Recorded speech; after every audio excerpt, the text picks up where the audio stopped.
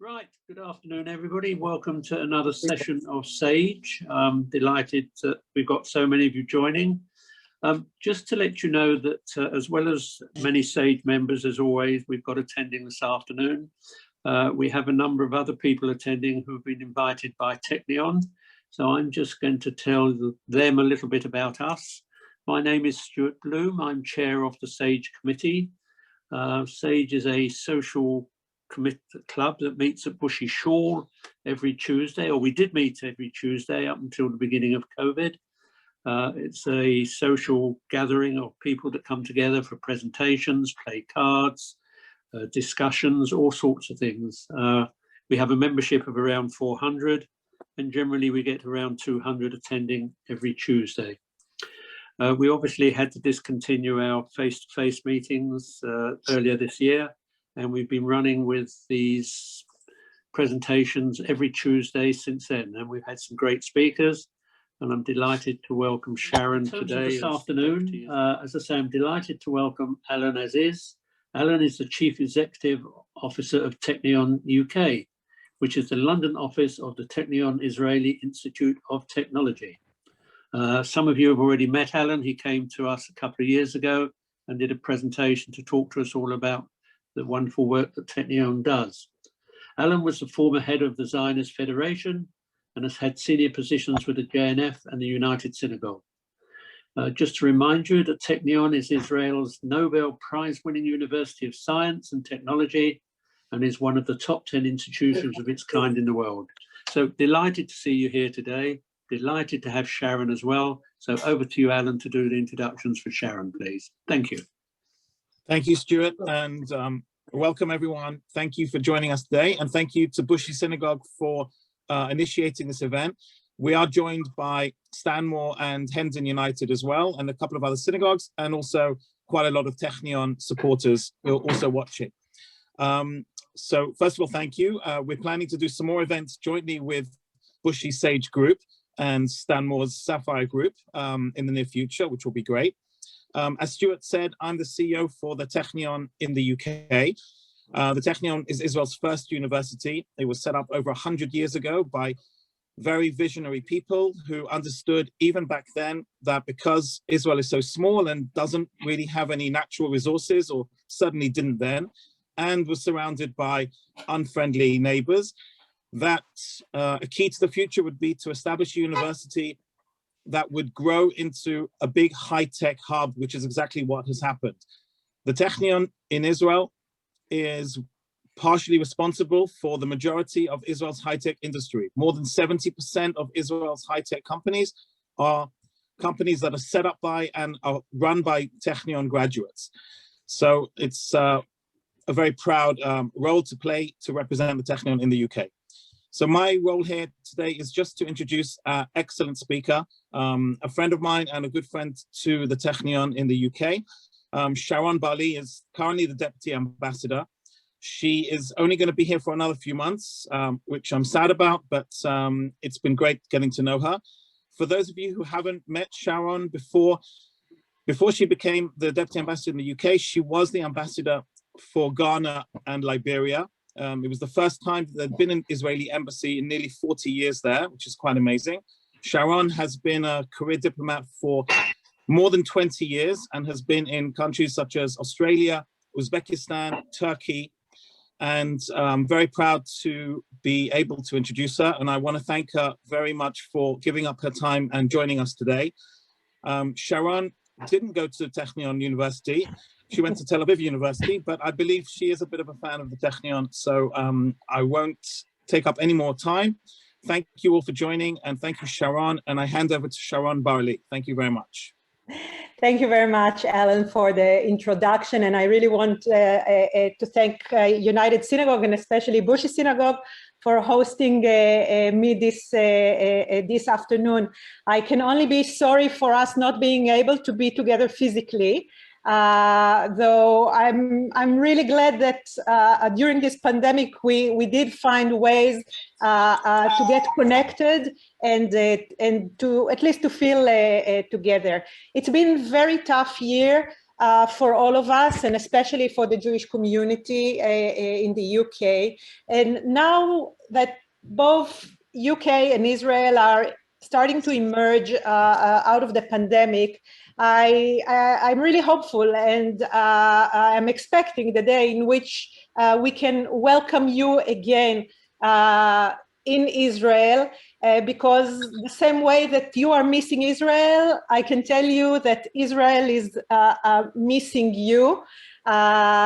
So I really hope that this day will come sooner than later. I have to say that also the timing of our meeting today is symbolic, taking place in the weeks between Passover, Yom HaShoah, Yom HaZikaron for the fallen soldiers in Israel, Independence Day, Yom HaAtzmaut, and of course, Yom Yerushalayim, Jerusalem Day to come. These weeks encapsulate within them almost the entire story and ethos of the Jewish people then and now. We are the people that for not only one enemy has risen up against us to destroy us, but in every generation, they rise up to destroy us, be it the Egyptians in the biblical story or the Iranian regime today. We are these people that needs to face strikes and pandemics, be it wild beasts or the virus from the east. And we are the people who need to also to face the scourge of anti-Semitism, people that pays very high price for its independence, for its liberty, through wars and through terror attack. But in the spirit of these days, we are also the people who reinvented itself and got to be reborn and resurrected, and to create a homeland and safe haven for every Jew around the world. So, so I think that it's a timely meeting for us to speak today. So Israel is starting to get slowly out of lockdown. Thankful to the really very successful vaccination campaign, through which I have to tell you that not only the citizens of Israel were vaccinated, but we have vaccinated also foreign diplomats that are posted to Israel, foreign journalists stationed in Israel, asylum seekers that found their way to Israel. They got vaccinated without asking for their identity, without asking for their names or who they are or how did they get there. Israel is also vaccinated till now over 100,000 Palestinians that are crossing on a daily basis to come and work in Israel. So we're doing, similarly to the UK, we are doing very well on this vaccination campaign. But it's not only that we are emerging out of lockdown. I can tell you that Israel is also a very meaningful partner in the global effort to face the pandemic. And we are working very closely with the international community and sharing the knowledge and the experience that we've accumulated. The success of the vaccine rollout enables to learn lessons, important lessons for the management and the rollout of similar campaigns in other countries. And I can tell you that both professionals, health professionals and diplomats, we are working, I can say on a daily basis, we are working with interlocutors around the world, and both here in the UK, exchanging data, exchanging knowledge, sharing best practices. And I can share with you also that currently the Ministry of Foreign Affairs, the Israeli Ministry of Foreign Affairs, is leading an effort together with the Israeli Ministry of Health and other agencies to get some kind of mutual recognition in vaccination certificate or something of that sort, as we see it as a key in order to bring back the aviation links between us. And aviation links is not just about tourism. Aviation links is about economy, and it's about trade, and it's about political meetings, and it's about getting our people closer together again. But coming out of lockdown and emerging out of the pandemic, I should say it's not the only reason to be optimistic about Israel. In the passing year, in spite of the pandemic, Israel has managed to expand the circle of countries with which it has a peace. We've expanded this circle beyond Jordan and beyond Egypt, also to the United Arab Emirates, to Bahrain, and to Morocco. And I can tell you that every week we are marking so many firsts, so many first times that something is being done in this circle of normalization. For example, just last week, for the first time, there were Yom HaShoah ceremonies, Holocaust Memorial Day ceremonies being held in the United Arab Emirates and in Bahrain. I believe it's first time in history. It is for the first time that last week, a direct flight of Etihad Airways, which is an air company from Abu Dhabi, landed in Israel. It is for the first time last week that Israel has held an international cyber conference called Cybertech, which is normally taking place on a yearly basis in Tel Aviv. So it's for the first time that it was held in the United Arab Emirates last week. And another first is that in Sudan, 63 years and half a year after 63 years, sorry, and after half a year since the signing of the normalization agreement, that the government of Sudan has decided to cancel the law that boycotts Israel. And from our point of view, this is a very meaningful step, and a step that will contribute to the deepening of the relations between the two countries. And one has to understand that, I mean, of course, we're getting very much excited about all the firsts that are taking place, but the relations that we are building today will enable us to face better the regional challenges in many different fields, be it on health and on climate change and sustainability. But it will also assist us in facing security challenges, regional security challenges. The fruits of peace are already visible.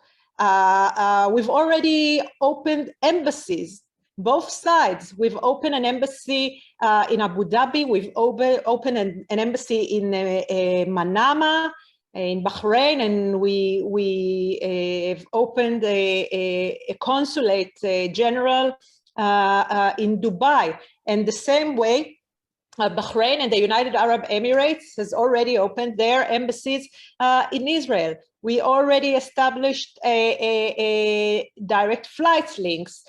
There is growing mutual trade between us. Both civilian and official delegations are traveling back and forth. And I can tell you that there's a lot of cooperation taking place between governmental ministries and agencies, signing different cooperation agreements. But for me, the more exciting part is, of course, the people-to-people relations that are being created.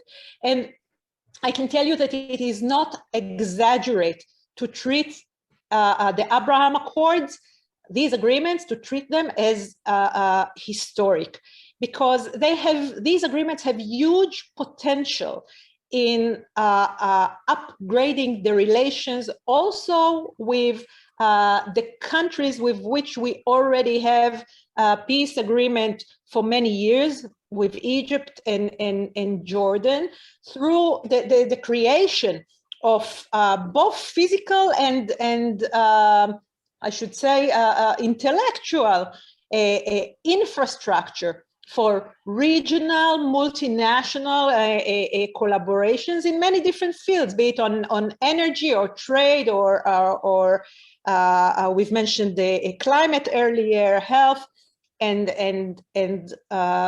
so on.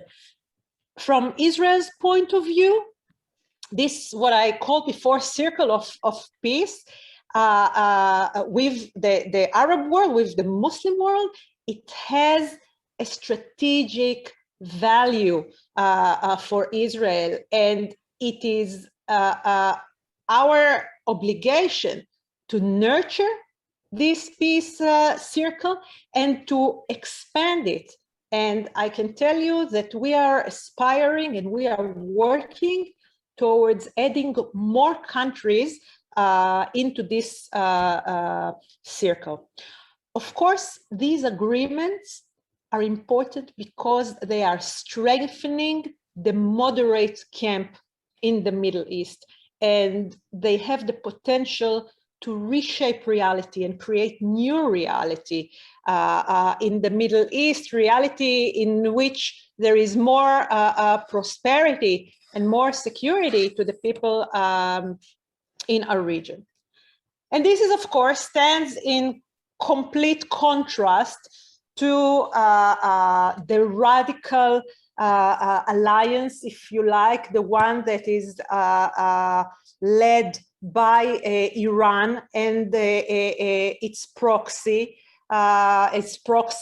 It's an alliance that works in order to destabilize the Middle East. And really, if you can imagine the map of the Middle East, then almost everywhere you touch, you see how Iran is destabilizing the region, be it in Lebanon, through Hezbollah and its armament, be it in Syria through Shiite militias and other proxies, and even the Revolutionary Guards that are acting from Syria against Israel, be it in parts of Iraq, be it in Yemen, enveloping the Middle East from south through the Houthis, their proxies, or even be it through Gaza, through their relations with Hamas and with other very radical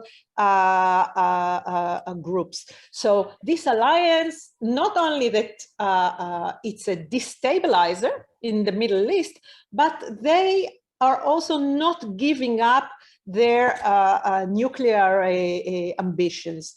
And as you very well know, from Israel's point of view, Iran continues to pose a major threat. And it's a major threat because of this combination of radical ideology on one hand and operational capabilities on the other hand. And when I say operational capabilities, then the fact of the matter is that Iran continues to develop very advanced, precise missile program. Iran continues to violate its commitments according to the JCPOA agreement, and especially in recent weeks, Iran feels empowered by the fact that the international community is now sitting back to the table with them in order to negotiate with them. Iran is determined to get nuclear weapon, and we, and not just we believe that the international community as well cannot and should not trust this country or trust its very radical leadership.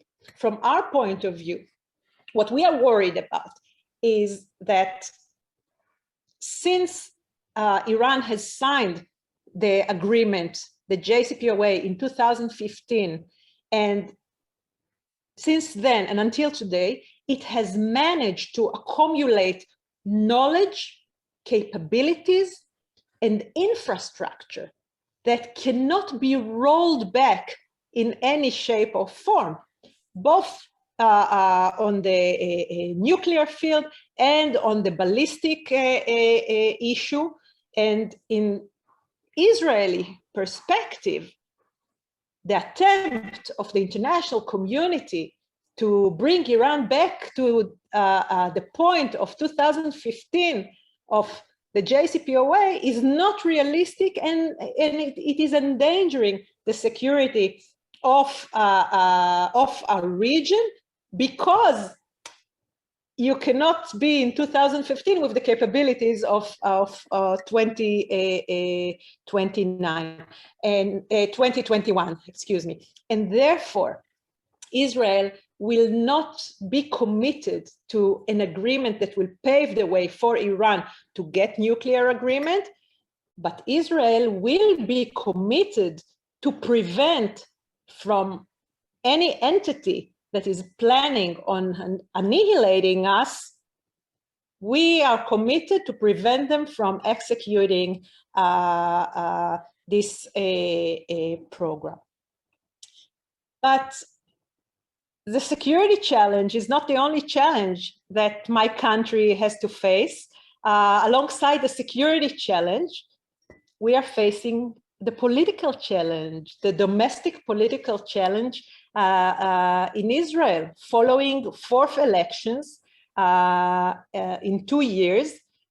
You know, some people say that repetition brings perfection. So following fourth elections, last week, the 24th Knesset has been sworn in, and President Rivlin has given the mandate for forming a government, forming a coalition on Prime Minister Netanyahu. In our system, he has 28 days in order to try and form a coalition, and the president may extend this period of time with another 14 days. What will happen if you won't be successful in forming a coalition and putting together a government? If you won't be successful, you will have to go back to the president and tell him that he could not form a coalition, he could not form a government, and actually, if you like, return the mandate back to the president. And then the president has 3 days to do one of the two. The first option, he can give the mandate to another candidate that might be able to form a coalition, to form a government, and this candidate will have 28 days. Or the other option for the president is to go to the Speaker of the Knesset and inform him that there was no possibility to put together a government. And in this case, the option that is that our Knesset has, that our parliament has, is to collect minimum of 61 signatures of members of Knesset who will suggest another member of Knesset who can form a coalition, and this poor guy will have 14 days to try and to do so.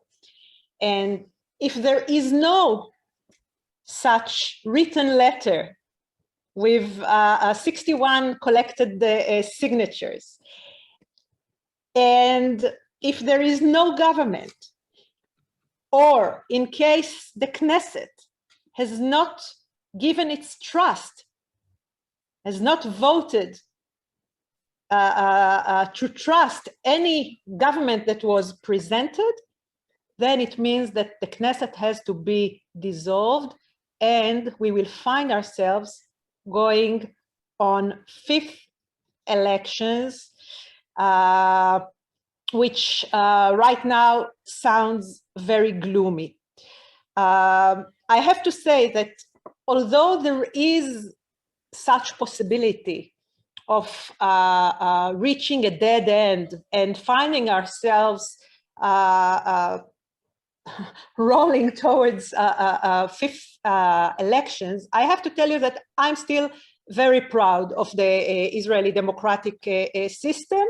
And I'm not just proud in the system, but also I'm proud in its resilience, because it is a resilient system. And I think that the democratic system in Israel does represent or reflect, if you like, the really many dimensions of Israeli society, of the different ethnic groups, of the different religious streams, political tendencies that exists in Israeli society. And from my point of view, as imperfect as it is still far better than the alternative. So before I'll conclude and really open the stage to your questions and comments, it is important for me to tell you that you have many reasons to be proud of Israel, and you have many reasons to be optimistic about Israel. Israel is a force for good in the world. The innovations, both the technological innovations, the scientific innovations that Israel brings to the world, they improve people's life and save people's life on a daily basis. Israel's economy is a success story. Israel is a magnet to foreign investment. And Israel is an anchor of stability in the Middle East and a beacon of democracy and rule of law. But more than all of this, Israel is the home of every Jew, in which every Jew around the world will always be welcomed. So I'm really proud to represent this country. Thank you. Thank you, Sharon. Thank you for a wonderful run through on the vaccine program, the economic situation, the political situation. It's something obviously very close to our hearts and people are very interested in. You mentioned about opening up for travel. There's a pent-up demand in this country, as you can imagine, for people wanting to come to Israel. I know a number of people in our community who have homes in Israel who have not been there for many months. And I know one or two people who've had grandchildren born in Israel that they haven't had a chance to cuddle and kiss, and a chalashin for that opportunity. And hopefully that'll happen in the not too distant future. It's great to hear the wonderful things going on in there, but it's also a worry to hear countries like Iran who have no interest in Israel's survival and democracy whatsoever, but at least good to hear so much going on about partnerships developing on people that were perhaps so hostile to us in the past. There's a comment in the chat room I just want to read to you if I can. Person has put up here, I can't read their name, but it says, the Iran threat will stop only when the USA will take a drastic step. What is the chance that Biden will do something major to top this threat? Hard to be optimistic when there is no functioning government. So do you just want to respond to that, and then I'll open up for questions. Well, the Biden administration is a new administration which has just started to put together the teams that will work on the Iranian issue. I can tell you that the US is a strategic ally of Israel. Israel is a bipartisan issue in the United States. And from our point of view, it doesn't matter who is in which administration is in power in the United States. We know that the United States will always have Israeli interests and Israel's security being preserved. There are different opinions about how to reach the same goals. The United States share the same goal with Israel of preventing Iran from getting nuclear weapon. There are different thoughts about how to get to this goal, how to achieve this goal, but I can tell you that we have very, very close relations, and we do trust the American administration. With regard to the comment about functioning government, I cannot agree more. It's very difficult to get anywhere without a functioning government. Currently, there is in Israel a transition government, as in other places after elections, until a new government is being formed. And, the hope kept the Jewish people for over 2,000 years. So I cannot afford not to be hopeful about forming a government as well. Okay, thank you. There are a couple more questions in the chat room, but I know Jeff Wolf wants to ask a question. So Jeff, if you would like to unmute yourself. Yes, thank you for this enlightening talk.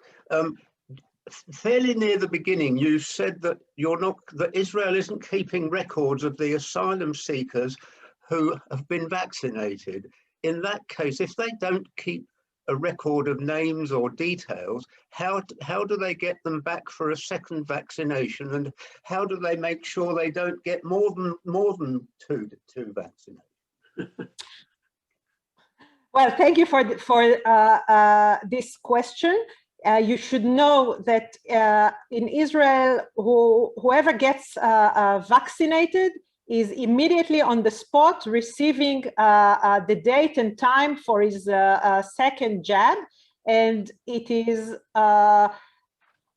every person's responsibility and choice to get vaccinated. So I do want to believe that those who are coming to get the first jab are also coming to get the second jab, as they're already being given an appointment. And we can ask the same question also about any Israeli citizen. How can you make sure he comes to get his second jab, right? You cannot be sure. It's voluntary. But if you don't, I mean, I know in this country they've got a record of everybody who has been vaccinated, and we were given a card each time we had the vaccination. So it doesn't make sense what you said. Well, I do believe that the Israeli system is making a lot of sense. In Israel, where the system is completely... How many Mr. and Mrs. Anonymouses are there? Okay, all right. I don't want us to hijack this forum just to talk about the vaccine, but I do want to say that the Israeli system is extremely advanced. It's completely digitized and paperless. It doesn't matter where you get vaccinated.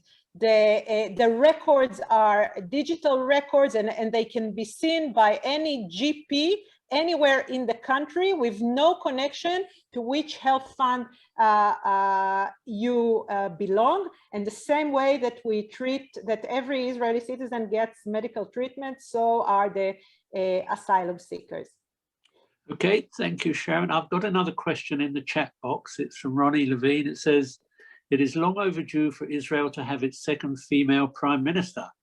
The president should ask Merav Michaeli of Meretz to form a government. What do you think of that one? Well, I do believe that Israel is making great advancement when it comes to gender equality. It's a work in progress. We still have a long way. We can look up to the UK, who already had 2 female prime ministers, and I believe that the day is not far, because if you look at Israeli society, then the achievements of women in all fields. We have women who are Nobel laureates. We have women who are Supreme Court judges. We have women as governors of banks, heading health systems, combat pilots. So I'm very optimistic on that regard. With regard to Merav Michaeli itself, you want to put me in trouble? I'm a diplomat. well said, well said. Right, anybody, either put your hands up or you can put your hand up on the, sorry, who is that? Michael. Okay, Michael, come on, Michael. Yeah, right. Go on, Michael. Yes. Can I speak? Yes yeah, or not? Please do, carry on. Okay. Right, good afternoon and thank you for a very enlightening discussion. Can I simply ask from a point of view of many people who earlier mentioned, we've had both our vaccinations. We want to visit Israel as soon as possible. We actually have tickets on the 17th of May. Does Israel require anything that we have to get documentation? Because like the gentleman said, here in England, yes, you've had your name, you've had it, but we don't have yet an app or official thing from the National Health. Would Israel accept what we've had on documentation, or are we going to bring, are they going to request special things to show and prove we're allowed to come in the country? I can tell you that we are in the midst of discussions with the British government and other governments as well on some kind of a mutual recognition in certain standards that will enable us to renew the movement of passengers between our countries. Of course, being twice vaccinated will be one of the criteria, but I can tell you that, and it's not just being twice vaccinated.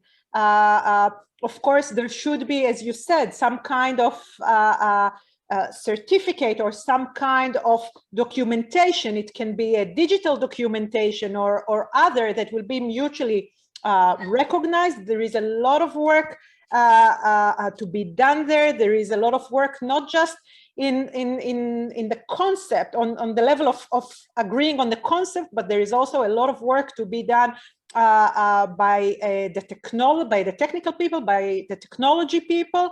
The technologies needs to speak to each other. We need to be able to read each other's documentation, to verify each other's documentations, and so on. I can tell you that there is a great political will on both sides, but this is work in progress. This is work in progress, and we all need to be patient. It was mentioned at the beginning, Stuart, you've mentioned that some of you had grandchildren being born in Israel and you didn't have the chance to see them yet. I can tell you that my partner just had a grandson being born in Israel several weeks ago, and he has seen him in Zoom, and he took part in the Brit via Zoom. Oh, God. So we are really, this is pandemics knows no borders, Yeah. and its implications knows no borders as well. And I'm really, really hopeful. Really, the UK is doing so well with the rollout of the vaccine. So I'm really optimistic. The problem we have, nobody can give us any specific information to say yes, Okay. you should travel or not. I think we need to wait for government announcements on this. I think probably Yeah. a bit beyond Sharon's knowledge here, but an important question nevertheless. Anybody else? Can I ask one? Let me. Yes, You talked about the strength of the Israeli economy. We've taken quite a hit in this country in the last year. What sort of problems have Israel got in terms of building back the economy from the challenges of the last 12 months, which have been pretty tough for everybody worldwide? Stuart, as you rightly said, I think that economies around the world have been hit very hard, and not only that we are suffering from unemployment, but we also need to reinvent ourselves, if you like, and rethink the way in which we employ people. We have to rethink about the way in which we can be also self-employed. And I can tell you that there is a lot of thinking being done in Israel, not just on models of whether, on working from home or working from the office, or maybe having a hybrid model, but also about the digital economy. I think that issues that you are facing here in the UK about, for example, the future of the high street versus the digital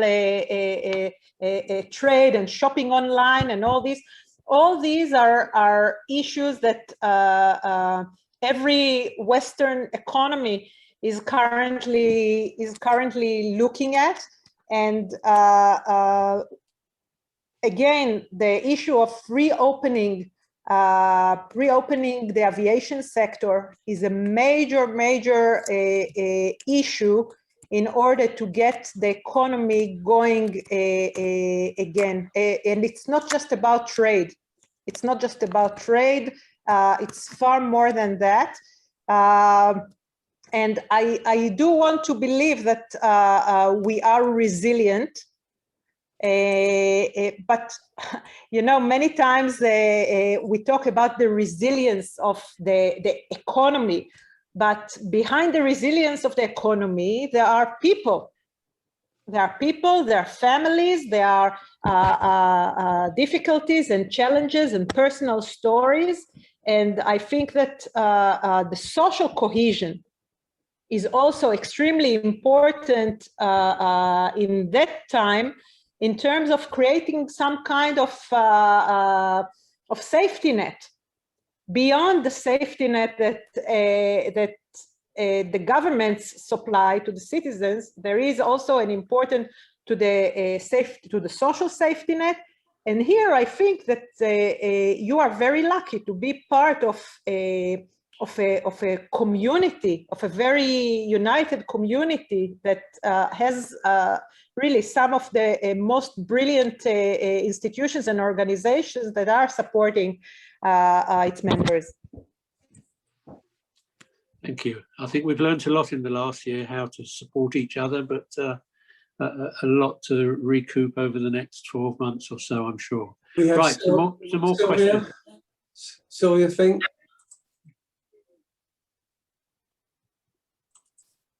Unmute yourself, Sylvia. That's it. Hi, everybody. Okay, you're on, Sylvia. I would like to make a positive comment about Israel. We watched a family wedding yesterday. It was absolutely incredible. For a minute, we wondered what we were watching. It was real life. There were over 300 people there. Everybody was hugging everybody else. Everybody was dancing. Everybody was happy. It was so joyous. We were so emotional about it all. oh, what, let it all be for us as it is with you. It was truly wonderful. Israel is getting ahead of everyone. It was wonderful. That's all I want to say. Yeah. Lovely, well said. Thank you. Howard, Thank you. got your hand up? Yeah, cool. Sorry, it's Howard's daughter. Oh, sorry. Oh no, he'll ask. Introduce Oh, hi, yourself- yes. introduce Thank you for a yourself. very interesting talk. But I just wondered, what is Israel's current relationship with China? Big trading partner. Are they a big trading partner? Excellent question. Of course, China is a major trading partner of Israel, but just like the UK and like other Western countries, we are facing what we call the Chinese dilemma. And on one hand, of course, Israel's economy is successful because of its export. Our economy our market is very tiny. We cannot create growth without export. And of course, we do a lot with China, and at the same time, we are very much aware of the challenges that getting into partnerships with China, especially when we're talking about the strategic infrastructure. We are very much aware of the challenges that such partnerships are posing. And I think that also the pandemic has made it all too clear that we should examine very carefully our supply chains. We should examine very carefully who are our trading partners and what are we trading on, what are we trading with them on. Definitely there is thinking on what type of goods should be traded with what partners. There are some goods that one would prefer to trade on with like-minded countries. But we are doing a lot with them, especially on agriculture, but also in other fields as well, with our eyes wide open. Okay, thank you. Rita Hammerman and then Martin Moss. Sharon, are we all right for a few minutes with you? Absolutely. Thank you, Okay, Sharon. Rita, over to you. Yeah, thank you, Sharon, for the wonderful talk. Can I just ask you to speak a little bit about poverty in Israel? There's poverty everywhere in the world, but there's quite a bit of poverty in Israel with all the soup kitchens and everything else. Can you talk us a bit about the poverty in Israel, please? Yes, and thank you for raising it. As you said, in Israel, like in other countries in the world, and I want to say not like in other countries in the world, but in other successful and growing economies in the world, unfortunately, there are gaps between some sectors of the population, and unfortunately, we do have pockets of poverty, including children's poverty in Israel. And this is not something to be proud of, but this is something to be aware of. And this is a phenomena that we have to tackle, again, both on the governmental level, but also in terms of social networks and civil society. You've mentioned the soup kitchens that exist and the many organizations that are taking care taking care of such phenomena. I have to say that the recent year, the year of the pandemic, has definitely created an extra burden on so many of us, and especially on people from a lower income parts of the society. And this is a phenomena on which we are collaborating, the governmental sector, together with the civil society, in order to eradicate it. And I know that many communities around the world are supporting civil society organizations in Israel in order to eradicate poverty. We are familiar with Kemach, we are familiar with other organizations that are really doing a marvelous job. And I hope that in next Yom Ha'atzmaut, when you'll be speaking to my successor and you will ask the same question, I hope that he will be able to tell you that what we've seen in the year of COVID, in which gaps have been widened, he will be able to tell you that we've managed to narrow them back. Okay, thank you, Martin.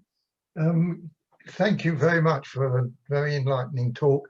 Can you tell me whether you feel there's any hope of some reconciliation with the Palestinians and some hope of a repanche between the two nations? Well, thank you for the question, and I will start by saying that I do have hope. I refuse to lose hope, and I think that it's vital that there will be some kind of an agreement, an understanding. Reconciliation is maybe something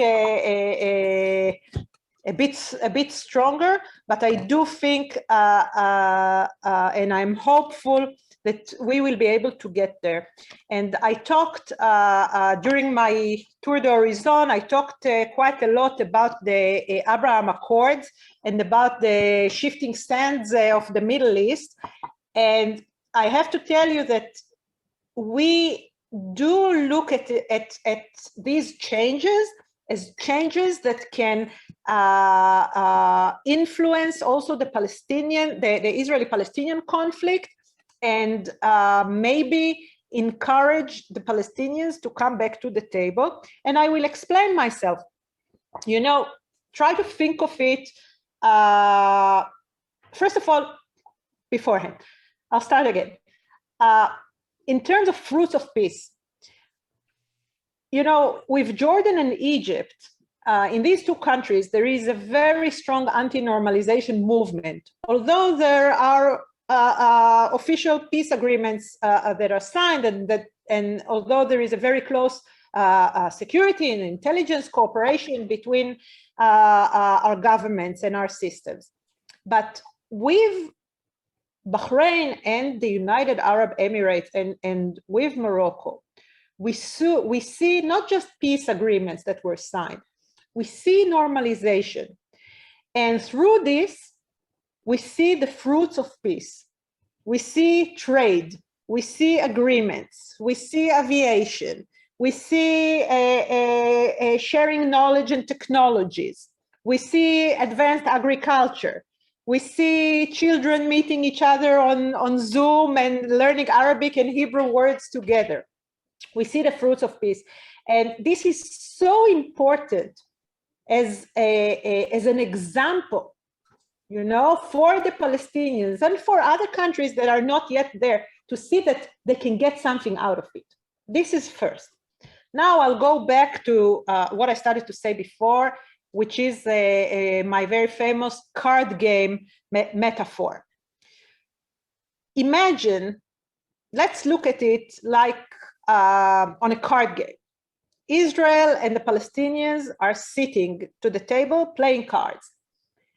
We each have our stack of cards, and it's a well-known in advance stack of cards because we've already played it so many times and no one could win. Now, imagine that you bring a third hand to this game. can be a UAE hand, it can be maybe a Saudi hand. I don't know. We all have imagination. And imagine that suddenly there is a third hand in this card game. And this hand has its own stack of cards.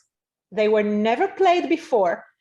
And it can play different cards vis-a-vis each of the partners, different cards vis-a-vis Israel, different cards vis-a-vis the Palestinians. It can play the card of an economic Marshall Plan, if you like, to the Palestinian Authority. It can play a card of recognition or normalization, or how do you call it, a rights to fly in one's aerial space. I mean, we should be creative here. And this can change the dynamics, and it can create new incentives for the sides to come to the table. And Israel is there. Israel is reaching out for peace. So many times our prime minister called upon Abu Mazen to come back to the negotiation table. And I have to tell you that this is also time of opportunity. Now that there is a new American administration, it might be an administration with whom the Palestinians will feel more at ease to work with and to come back to the table. So I am hopeful and I am optimistic. I think, Sharon, that's a great place to finish. We've taken up an hour of your time. We're very grateful for that. Thank you so much for an interesting session for us. And we wish you well, obviously, in Israel for the future. And hopefully we can get back to some normality fairly quickly and continue to travel together, work together, prosper together, and keep well together. So thank you so much for your time. We're very grateful for giving that to us. And I hope everybody's got something out of the information that Sharon's given us this afternoon. So thank you so much. Thank you, all of you, and Yom Ha'atzmaut Sameach, Chag Sameach. Chag Sameach. Just for the SAGE people, just to remind you, on Thursday of this week, Current Affairs with Malcolm Blayberg. And next Tuesday, we have a session, sounds extremely informative and interesting, Women's Experience in the Holocaust. Annick Lever will be joining us to tell us about her experiences when she was from 2 months old. So we look forward to seeing some of you on Thursday and look forward to seeing many of you again, PG, next Tuesday. So keep well, enjoy the sunshine, and thank you for joining us. Good afternoon.